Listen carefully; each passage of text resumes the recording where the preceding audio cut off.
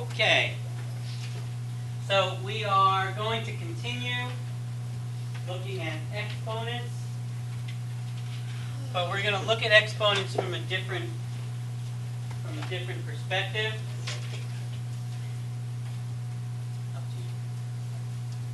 And basically, what we've done in our lives mathematically up to this point is we were asked, hey, what's 2 to the 3rd power? Or what's 3 to the 4th power? Or whatever. And we've gotten that answer by plugging, either by learning what 2 to the 3rd power is, or by plugging it into the calculator and saying, okay, 2 to the 3rd power is 8. Now, but what if I asked you, if I take 3 and I raise it to what power, gives me that, gives me 531,441. Now, let's say I ask you, hey,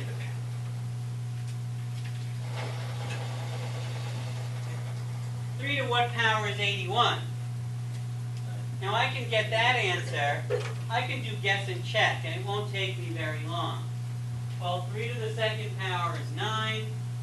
3 to the 3rd power is 27, and I'm doing this in my calculator. 3 to the 4th power is 81. So even that is not very difficult. I can just do guess and check. 3 to the 4th power is 81. But what if I have this value, 531,441, and I want to know 3 to what power is that? Well, using guess and check becomes much more cumbersome, because now I have to keep going and going and going and going until I get to my value. So it would be nice if we had some other way to do this that was just as easy as what's 2 to the 3rd power.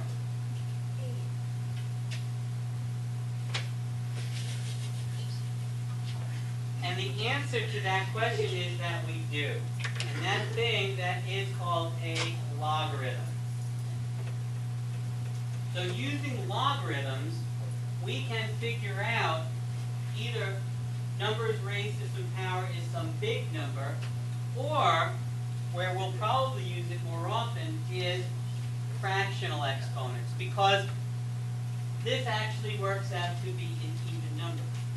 But if I asked you 3 to what power is 65, well, you can't plug that in your calculator and do guess and check, because 3 to the 3rd power is 27 and 3 to the 4th power is 81. So all you know is that it's some number between 3 and 4. And it could take you half an hour doing guess and check before you got the precise answer. So even better than figuring out what a big number is of some number raised to some power, some big number, it helps us find the exponent that goes with non-round numbers. So 3 to some power, it's going to be some fraction or some decimal. And that you can't just use guess and check for. So we use a logarithm, and you can see the same 3 parts that make up my exponent, my exponential problem, also make up my logarithm. The only thing is we rearrange the order because we're looking for something different. Now instead of looking for the answer, the value, we're looking for the exponent. So in essence, our answer, so to speak, is the exponent. So what we do is we take the number that our base, our value, which is 2, that becomes our base. The answer, the number that it equals, that's goes here, that's our answer. And then what that's going to equal is the exponent. And the way we would read this is log base 2, or log 2 of 8 is equal to 3. Or put another way, 2 raised to the 3rd power gives me 8. So again, all I've done is I've taken this and I've allows me to find out other things. It allows me to find out these exponential numbers instead of my, quote, answer. Okay, so that's what we're going to be doing for the rest of the chapter, basically, is working with logarithms. Okay, so, by the way, the answer to that is 12. Now, what's nice is that calculators, and I'm talking about these Inspires, allow you to find logarithms very easily. So if I wanted, so you notice all I have to do is type in, if you look on the calculator, above the 10x button is the log button. So all you have to do is hit Control and then the 10x button. You'll see the base, a space for the base and a space for the answer comes up. So I just have to type in that log 3, type in my answer, which was 531, 441, and then hit enter, and you can see it gives me 12. So you can see just as easy as typing in 2 to the third power. A logarithm greatly simplifies finding exponents. Now when you are taking a quiz, you may use your calculator to check your answer, but of course the question is going to be a short answer and I'm going to want to see your work. When we get to evaluating logarithms, which will be shortly, understand the process because that's what I'm going to want to see. But before we get to that, first of all, does anybody have any questions? Okay. All right. First thing I want you to be able to do is take an exponential equation and rewrite it as a logarithm. Because if you can take an exponential equation and rewrite it as a logarithm, it means that you understand how the logarithm works. What is the total? Writing. So we have this equation that 100 is equal to 10 to the second power. And what I'm going to do is I'm going to rewrite that as a logarithm. So what I need to understand is, what is that in general terms, using variables? So I can rewrite it as that, I can say that x is equal to b raised to some power. And then you can see each of the three numbers in my equation is represented by a different letter. So x, so my 100 becomes x, my 10 becomes b, and my 2 becomes a y. So x is equal to b raised to the y power.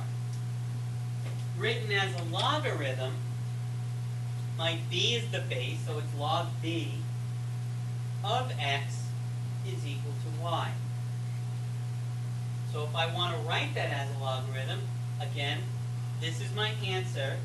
The 100 is my answer. 10 squared equals 100. 10 is the base. And 2 becomes my exponent, or what I'm looking for. So log 10 of 100 is equal to 2. That's how we say this. Log 10 of 100 equals 2. In other words, 10 raised to the second power is equal to 100.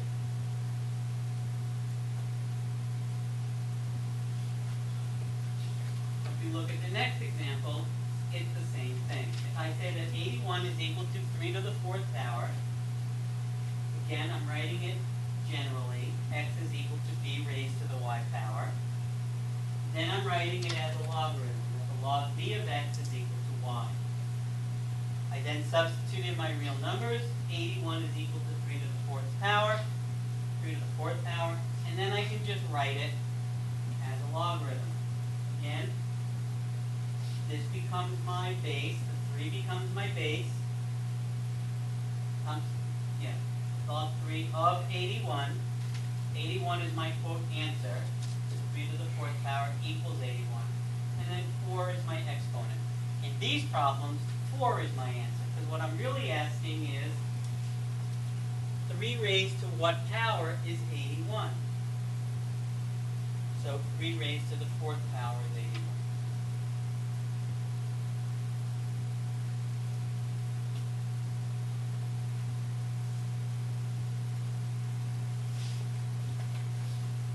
Okay, does anybody have any questions so far? Okay, is there anybody not done copying? I'm not done. Okay, let's go through these. So, how would I rewrite this as a log? Somebody please. Okay. Log 6 of 36 is equal to 2. Very good. In other words, 6 raised to the 2nd power is 36. Okay, the second one. Somebody else, please. Wait. Because I'm so nice, I'll even start you off. Wow, you're so nice, Mr. Swesson. Thank you. I'm sorry. Okay, can someone fill in the rest for me, please? Log 3, 1. Whoa. Log 3 of 1 is equal to 0. 0. 3 to the 0 power is 1. And then finally, Log 2 thirds, 8/27 equals 3. beautiful. Oh, I understand this. For once, I can. Okay, does anybody have any questions? Okay, so now we're going to do it where you don't know the answer in advance. And this is what I'm talking about, is you can't just, basically what I'm asking is, 8 raised to what power is 32? Now, you can't just do guess and check for that. I will tell you the calculator will calculate this for you. But you're not going to see this as a multiple choice question. And if you just type it into your calculator and give me the answer without showing any work, I'm not going to give you any credit because frankly you haven't done any work. All you've done is plug something into a calculator. That's not doing work. So what you need to do is you need to learn the process so that when you're asked to do it, you'll be able to get the correct answer using the process. Then check your answer by plugging it into the calculator. What's nice is the check takes 3 seconds. 5 if you're slow at pushing the button. So me. So Okay, so basically all we're going to do is take this and turn it into an equation. And all that means is turning it into an equation. You can actually skip step number 1 and go directly to writing it as an equation. All I've done is I've taken my logarithm and added equals to y.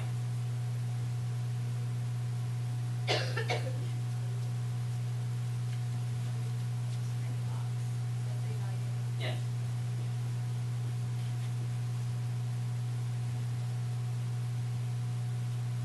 And again, step 1 is not necessary.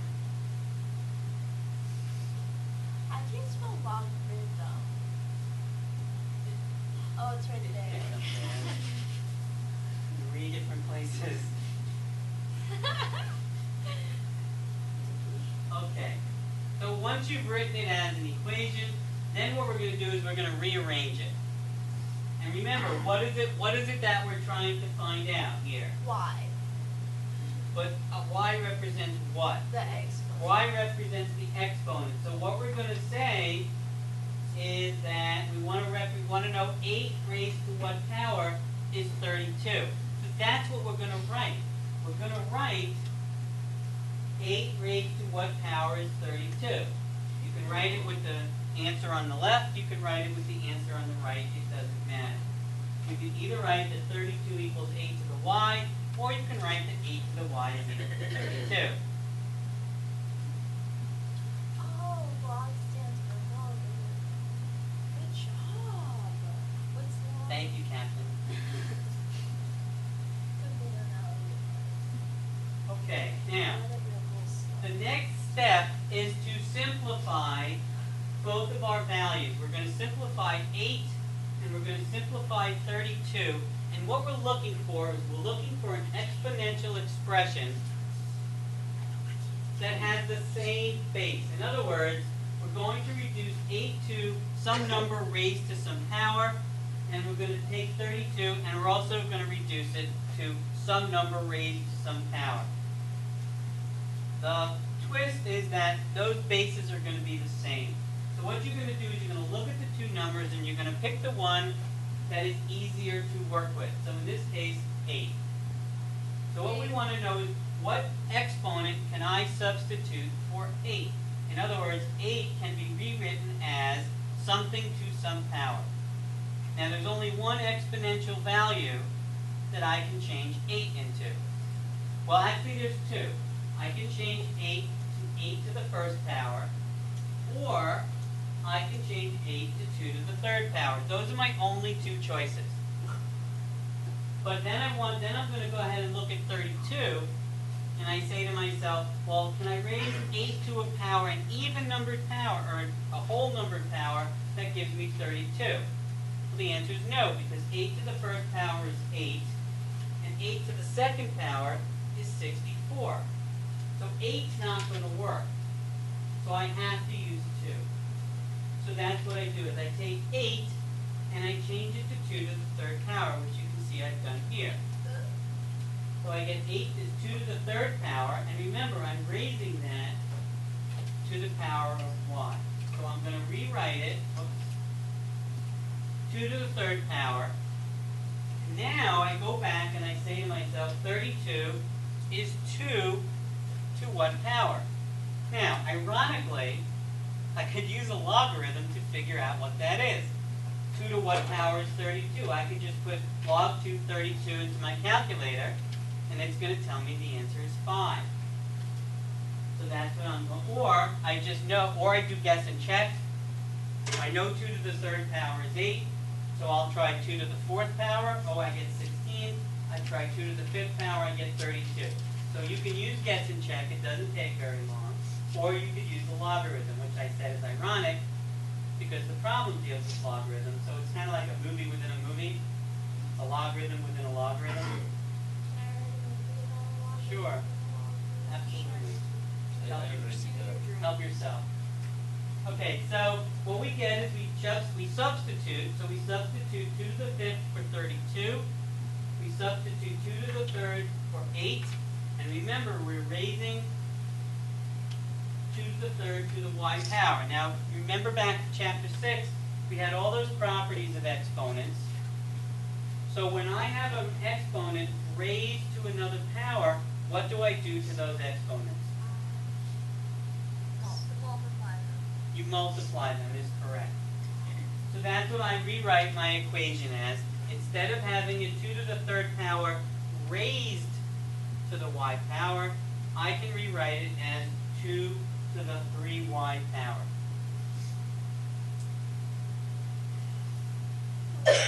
Alright, and you might be asking yourself, why am I bothering changing these both to 2? Why can't I just solve this? Why do I have to change them to 2? And there's actually a very good reason for that. The reason is that we have a property in math that says when the bases are the same, they can drop out. So once we get our bases to be the same value, we can get rid of them.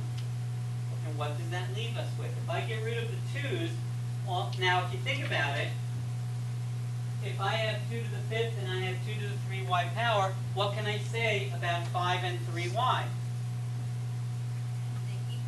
They're going to equal each other. That's exactly right. So you can see I can get rid of the 2's and just make it that the exponents are equal to each other. Now I have a very simple algebraic equation. I divide both sides by 3. I get that y is equal to 5 over 3. That's so I want to see numbers. And now, I told you could just do this on the calculator.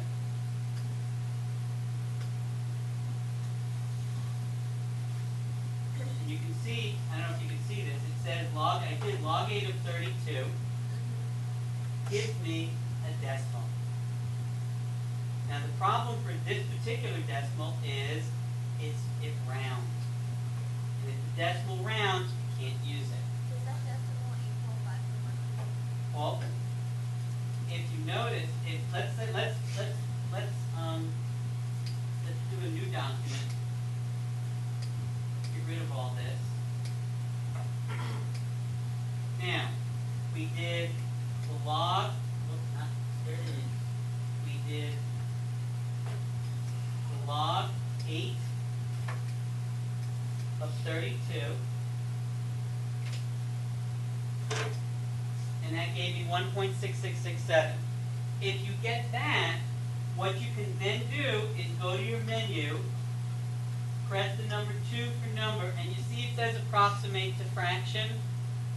Just press approximate to fraction and then hit enter. And it will give you the fractional equivalent. So if the number is, when do you want it in a decimal, when do you want it in a fraction? If it's a terminating decimal and it's an exact answer, you can leave it as a decimal. So you plug it in and then you go to menu and hit 2 and then make it. But this you can even see in the calculator. It's 1.66667. That means the calculator is rounding. If the calculator is rounding, it means this is not an exact answer and you need to have it be a fraction. And this is again for checking your work. If you solve the problem, you get 5/3 as an answer, and that's what we're looking for, so you can stop. I'm just saying, if you do it to check your work in the calculator and you get the decimal, you just want to convert it to a fraction so you can have apples and apples. Okay, does anybody have any questions so far? Okay, let's do another one. So now I want to know, what is log 5 of 125? So again, I'm going to set this up as an equation. So log 5 of 125 is equal to y. And then remember, what does this ask us? It says that 5 raised to what power is 125. Now, if you know the answer to this question already, good. But if you don't, then you gotta keep going. Now, this is easier than the first one. Why? Is 125? No? Isn't 125 a factor of 5? It is. That you mean multiple. Yeah. But that's not. What makes this number to work with easier than the 8 that we worked with? That's right. I can't reduce 5 to anything except 5 to the first power. So this is going to stay as 5 to the y. Now what's ironic about this is by simplifying this, that gives us our answer. So 5 raised to what power is 125? So if I'm going to reduce this, I get 5 to the what power?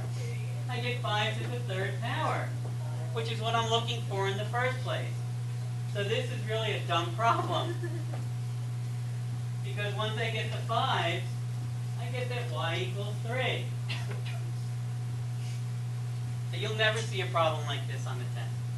Not in my class. Wait, on the test, do we have to show our work? Of course. We can't do that. That's right. What does that show me you've learned? How to do it? How to type into a calculator is what you show me you've learned. What does log, like, It does 5 or 2.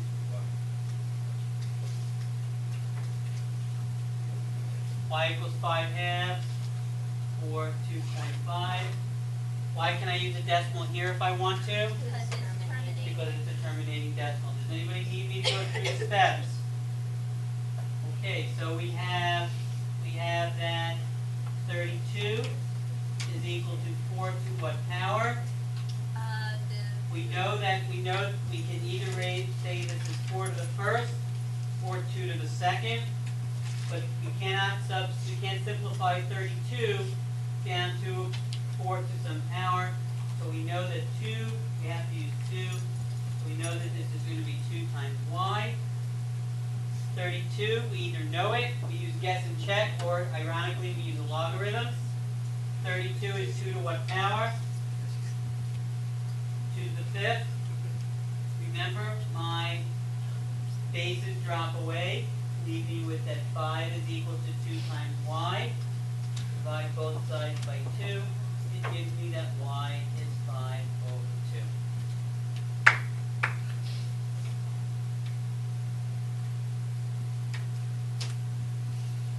2. Yeah. Okay, any questions? Okay, the last thing I want to talk about today is logarithmic scale. Now, there is a vocabulary term, but unfortunately I want to make sure I get to the problem. It's common logarithm. We use, does anybody know what number our number system is based on? 1, 0, No. 10. 4. 10. We use base 10. So we have what's called a common logarithm, which says that if you're using a base 10 scale, you don't have to include the base. So in other words, if I have log 10 of x, I just can write it as log of x. Okay, so we're going to use this problem in connection with the magnitude of earthquakes. So what this problem says is that I have an earthquake of 8.9 magnitude, and then a second earthquake of 6.5 magnitude. And I want to know is how much more powerful was the first earthquake? Everyone is familiar with the Richter scale, I presume? The Richter scale indicates the intensity of an earthquake. Well, I wouldn't copy this down, but just understand that we use logarithms to figure out, to compare the intensity of different earthquakes. When you see a problem like this, all you need to do is subtract the smaller number from the bigger number. So I'm going to subtract 6.5 from 8.9, which gives me 2.4. Because the Richter scale works on base 10, that's going to be our base. So we take that number that we found, 8.9 minus 6.5, and that's our exponent. So we put in our calculator, what is 10 to the 2.4 power? The answer is 251. In other words, an earthquake of 8.9 magnitude is 250 times more powerful than an earthquake of 6.5 magnitude. Earthquake intensity is exponential.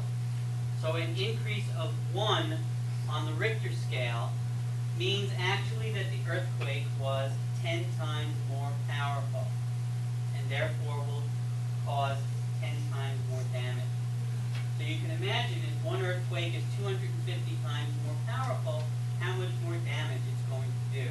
So the way you're going to be asked the question is you're going to be asked to compare the intensity of two different earthquakes. And all you do is, again, you're always going to subtract the smaller number from the bigger number. You're always going to get a positive number. You take that number and that becomes your exponent. So it becomes 10 raised to that power. And that's going to be your answer. Now if the question says, how much more powerful was the first earthquake? 250 times more powerful. If the question is, how much less powerful was the aftershock? 250 times less powerful. So the answer is the same, it's just more or less depending on which earthquake you're being asked to discuss. Okay, so there's two questions on tonight's homework that incorporate this, so you can practice on those. Anybody have any questions?